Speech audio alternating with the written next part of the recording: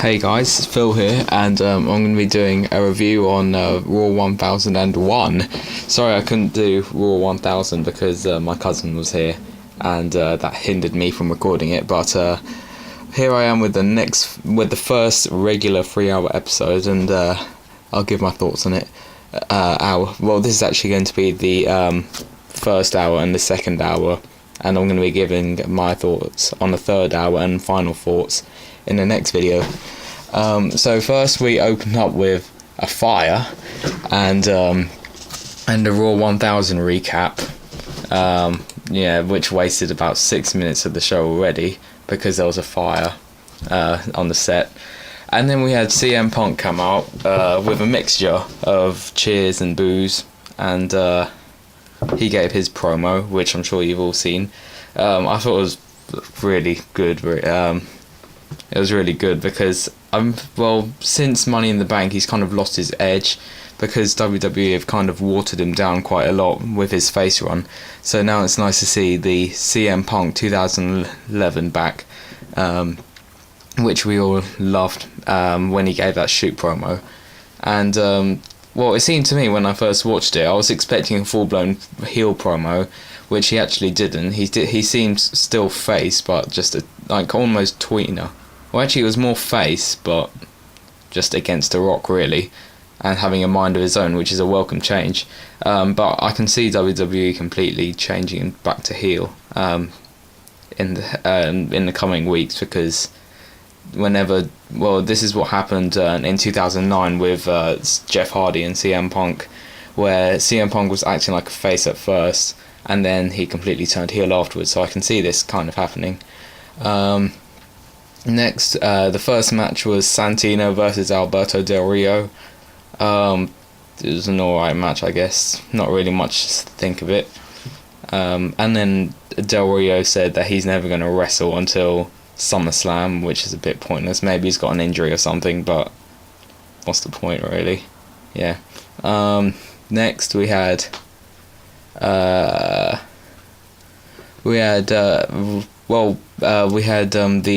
we cut to Daniel Bryan and AJ. Well, Daniel Bryan hanging around AJ's GM room, and then they announced that there was going to be a voting on what kind of match Sheamus versus Sheamus versus Daniel Bryan was, and eventually we got a street fight, which was a foregone conclusion anyway. I mean, no one's going to choose the first two options anyway, which is what WWE always do when it comes to like Cyber Sunday and stuff. Or if it doesn't go their way, they'll just fix the vote anyway. And then we got Sheamus versus Daniel Bryan, which I thought was a really good match actually for a Raw, for an episode of Raw.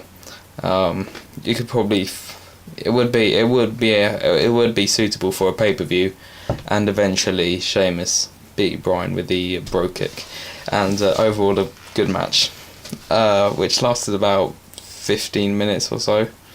So yeah, and so I think that's how they're trying to use those 3 hours and trying to make the matches a bit longer. Then we had more recaps.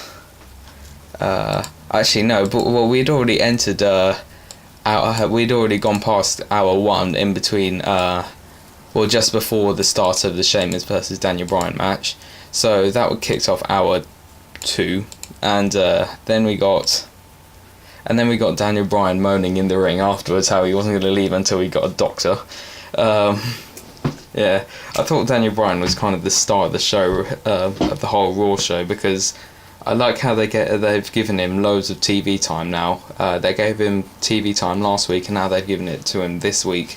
And I really like how they've done that, because he is one of the most entertaining characters, and it's a rarity when you can find someone that can not only wrestle but can also, talk and actually go on the mic as well, as with say CM Punk and Chris Jericho, which is why the IWC love them so much.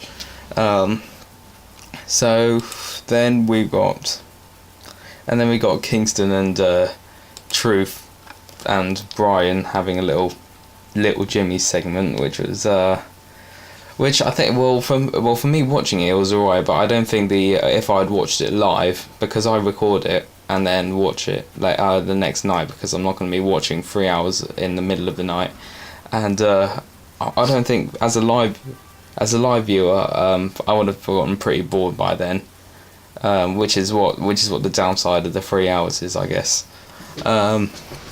So then we got Kingston and Truth versus the Primetime Players.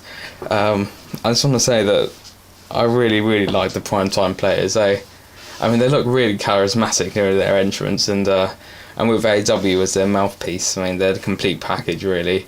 And I can see them getting pushed in the future.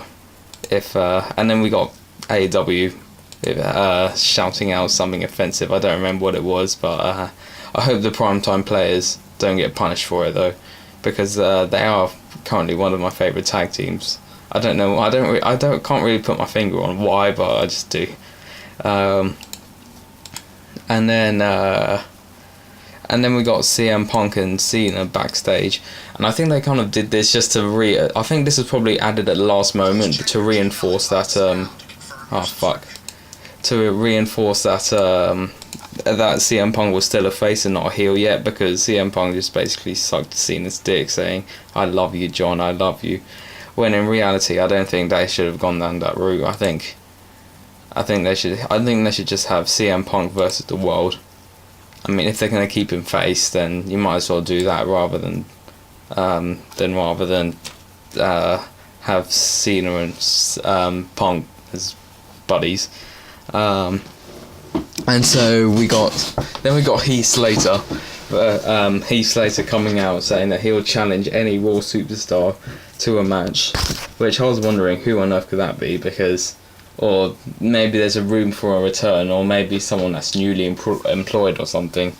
And then Randy Orton came out, which I was very happy about, because I kind of missed it. I've kind of missed him now that he's been out for so long, because even though he's only been gone for 60 days, it's felt a lot longer since he had his injuries before then. So it was a welcome change. I mean, I usually don't like Randy Orton, but just because he returned, I was happy about it. Since SmackDown needs some star power anyway.